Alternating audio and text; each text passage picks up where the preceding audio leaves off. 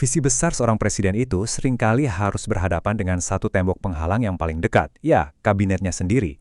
Nah, kali ini kita akan melakukan analisis tajam tentang jurang yang memisahkan antara ambisi besar di puncak kekuasaan dengan realitas pahit di ruang rapat para menteri.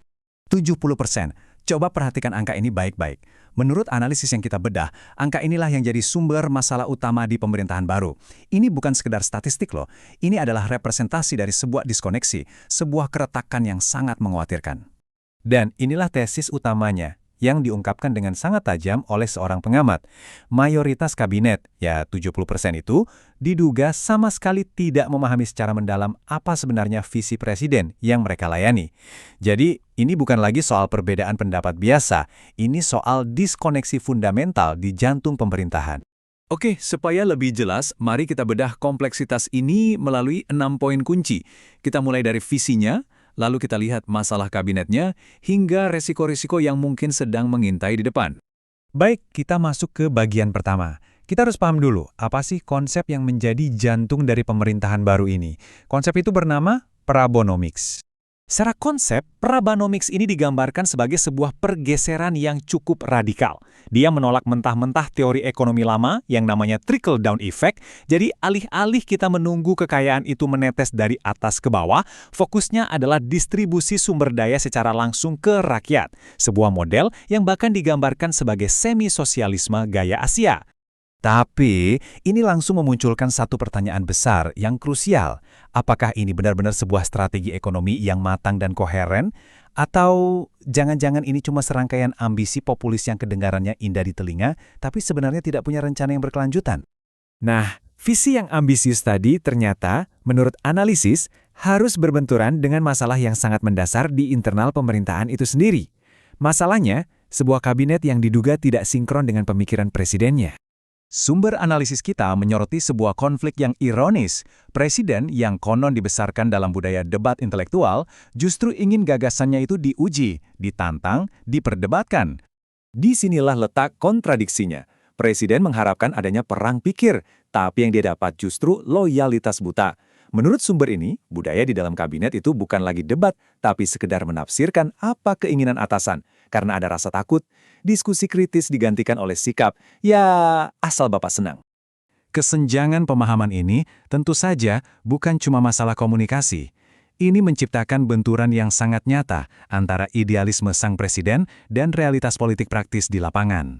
Jadi di satu sisi ada idealisme soal keadilan sosial dan kesejahteraan, tapi di sisi lain ada realitas sebuah pemerintahan yang menurut analisis dibangun di atas transaksi politik, di mana sebuah kebijakan bagus bisa saja terhambat atau bahkan dibelokkan oleh birokrasi yang lambat dan kepentingan pribadi.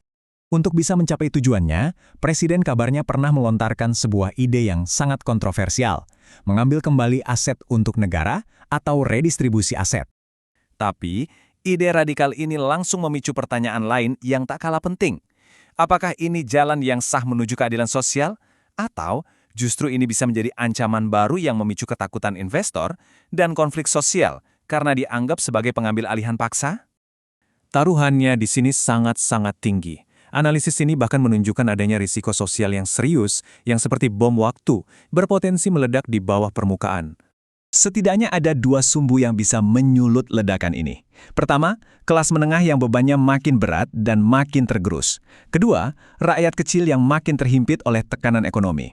Nah, kombinasi keduanya ini secara historis adalah resep klasik untuk ketidakstabilan sosial.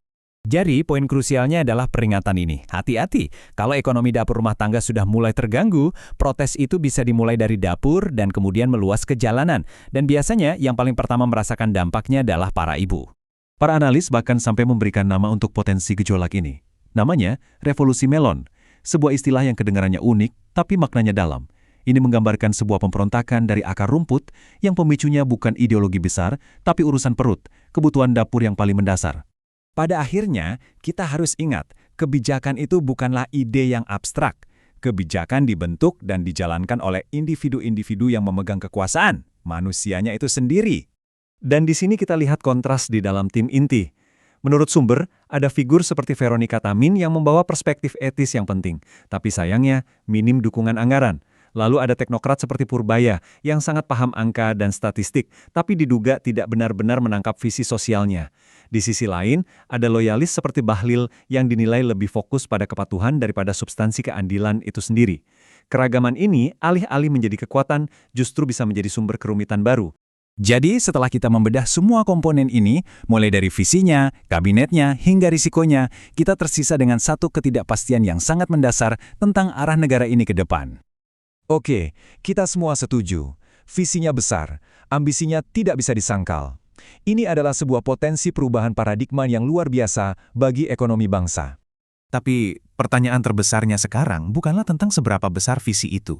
Pertanyaannya adalah, apakah sistem di sekitarnya, orang-orang di dalamnya, cukup kuat untuk mewujudkan visi itu? Bisakah sebuah gagasan yang revolusioner dijalankan oleh sebuah mesin yang mungkin tidak dirancang atau bahkan tidak paham untuk menjalankannya? Itulah pertanyaan krusial yang akan menentukan arah masa depan bangsa ini.